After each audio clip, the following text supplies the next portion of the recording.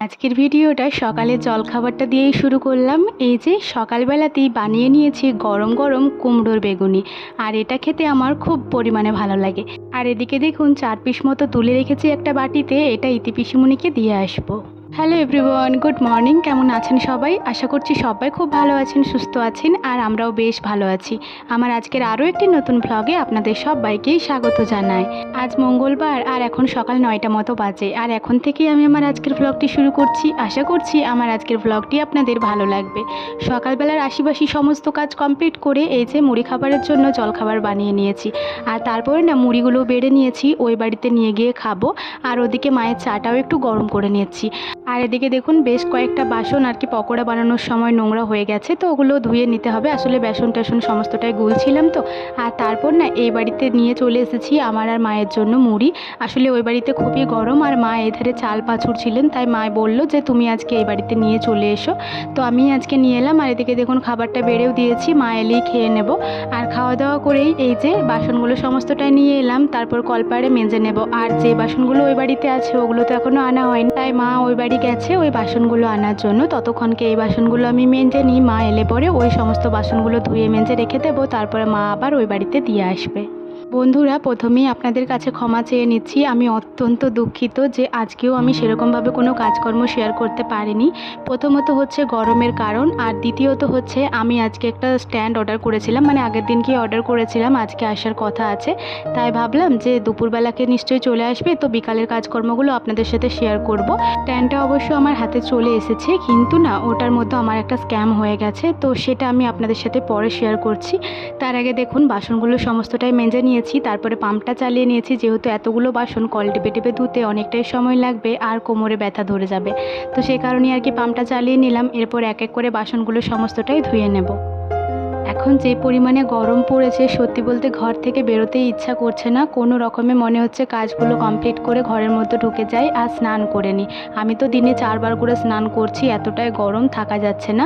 আবার আমার শ্বশুরবাড়ি তো গ্রামের দিকে, আর গ্রাম সাইডে প্রচণ্ড পরিমাণে কারেন্ট যায়। প্রত্যেক দিন দুপুরবেলাতে একবার না একবার কারেন্ট যাবেই যাবে, আর শোয়ার সময়তেই যাবে। ভাত খেয়ে দিয়ে একটু শুতে যাব আর তখনই কারেন্টটা যাবে। সে কারণেই না আমি চেষ্টা করি সকালবেলাতে একটু ঘুমিয়ে নেওয়ার, মানে এই 10টার পরে আমি যখন স্নান করে নিই। স্নান করার পরে আমার তো আর কোনো কাজ থাকে না, কারণ রান্নাবান্নার দায়িত্বে আছে কাকিমা। তো সে কারণে কাকিমা রান্নাবান্নাটা করে, আর আমার সেরকম কোনো কাজ থাকে না। তখন একটু শুলেও হয়, কিন্তু এই কদিন আমি আবার সকালে না উঠতে পারছি না, মানে এত গরমে রাত্রে ভালো করে ঘুম হচ্ছে না, সে কারণে সকালে উঠতে পারছি না। আর সেজন্যই না আমি এই 10টার সময়ই আর কি ভিডিওটায় ভয়েস দিচ্ছি। আর সে কারণে আমার 10টার সময় ঘুমানোটাও আর হচ্ছে না, কারণ ভয়েস দিচ্ছি তারপরে আবার ছাদে গিয়ে ভিডিও আপলোড করছি। তো এই করতে করতেই না আমার 12:30 একটা বেজে যাচ্ছে। তারপরে আবার খেতে যেতে হবে আধ ঘন্টা পরে, তো ওই আধ ঘন্টার মধ্যে আমি আর কিভাবে ঘুমাবো? তো সে কারণেই আর ঘুম হচ্ছে না। তো এভাবেই আর কি একটু প্রবলেম হয়ে যাচ্ছে। এদিকে দেখুন আমার সমস্ত বাসনগুলো ধোয়াও হয়ে গেছে, আর তারপর যে কাপড়টায় করে চায়ের কেটলিটা ধরি ওটা একটু নোংরা হয়েছিল, তো সেটা সার্ফের গুঁড়ি দিয়ে একটু ধুয়ে দিলাম, তারপর মেলে দিলাম। আর 1 গ্লাস জল নিয়ে এসে ঘরেতে রাখলাম, মা ওটা ওষুধ খাবে একটু পরে। আর তারপর ঠাকুমা বলল যে আলুগুলো একটু কেটে দিতে অনু, কারণ অনেকটা বেলা হয়ে গেছে, আমার জল তেষ্টা পাচ্ছে, আমি খেতে যাব। আর ঠাকুমা না সবজি কাটতে অনেক দেরি করে, আবার আমাকে কাটতেও দেবে না, তো সে কারণে আর কি ওই টুকটুক করে কাটে আর অনেকটা দেরি করে ফেলে। আমি বলি যে আমি কেটে দিচ্ছি, কিন্তু বলবে না না আমি কাটবো। তো আজকে যেহেতু বললো তাই ভাবলাম হ্যাঁ কেটে দিচ্ছি আমি, আপনি যান স্নান করে নিন তারপরে জল খাবেন। তো তারপর দেখুন এদিকে আমি আলুগুলো সমস্তটাই কেটে দিচ্ছি, বাকি সমস্ত সবজিগুলো প্রায় কাটা হয়ে গেছে। আর তার আগে না এই কলার ছালগুলো একটা প্লাস্টিকের মধ্যে কুড়িয়ে রাখলাম। এই কলার ছালগুলো বাটা খেতে খুবই ভালো লাগে, মানে একটা ঝাল দেওয়ার মতো করা হয়, কি সুন্দর ঝাল ঝাল, আমার খুবই ভালো লাগে। বিয়ের আগে আমি এই রান্নাটা কখনো খাইনি, তাই বিয়ের পরে যখন দেখেছিলাম একটু অবাকই হয়েছিলাম, কিন্তু যখন খেয়ে দেখলাম তখন কিন্তু বেশ ভালো লেগেছিল, আর তখন থেকে এটা আমার খুবই পছন্দের হয়ে গেছে। ঝোলের আলুগুলো কেটে দিলাম, আর তারপরে দেখুন যে খোসাগুলো রয়েছে সবজি সেগুলো এই ঝুড়িটার মধ্যে কুড়িয়ে রেখে দিচ্ছি। এটা আর কি গরুকে খেতে দেওয়া হবে, গরুর ঘাটার সাথে দিয়ে দেওয়া হবে। আর এদিকে দেখুন আজকে কি কি রান্না হবে সেটা আপনাদেরকে দেখিয়ে দিই। আজকে হবে কাঁচকলা, আলু আর মাছের ঝোল, আর ম্যাচ আছে কিছুটা, তো ওই ম্যাচ দিয়ে একটু চচ্চড়ি মতো হবে, সেজন্যই ঝিঙে কাটা হয়েছে। আর সেরকম তো এখন সবজিপাতি নেই, ওই টুকটাক ছিল তো সেগুলোই আর কি ডাটা আরে কাটা হয়েছে। আর অল্প কটা বেগুন ছিল সেটাই কেটে নিয়েছে, তো এটা দিয়ে আর কি একটা চচ্চড়ি মতো হবে ম্যাচটা দিয়ে।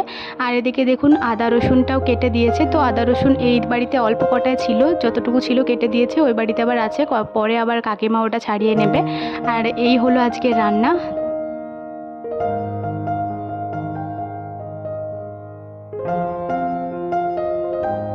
এই মুহূর্তে অনেকটাই সময় পার করে ফেলেছি, এখন সন্ধ্যা হয়ে গেছে। আর এই যে দেখুন, আমি তো কয়দিন ধরে দুধ খাচ্ছি না, আমার প্রচণ্ড পরিমাণে দুধটা গন্ধ লাগছে।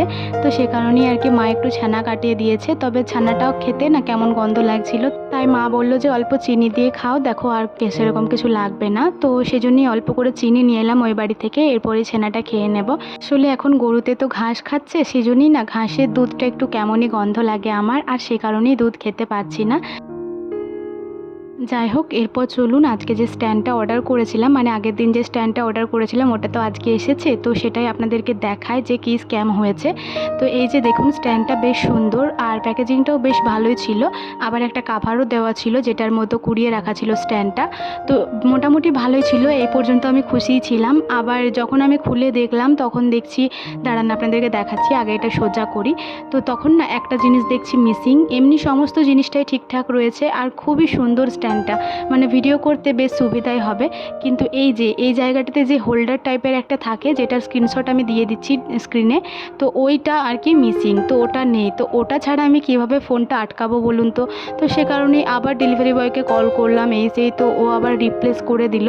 তো যাই হোক, বললো যে 2 দিন সময় লাগবে। আমি ভাবছিলাম একটু তাড়াতাড়ি অর্ডার করার, যাতে তাড়াতাড়ি আসি আর আমি সুন্দর করে ভিডিও শ্যুট করতে পারি, কিন্তু সেটা আর হলো না, আবারও আমাকে ওয়েট করতে হবে।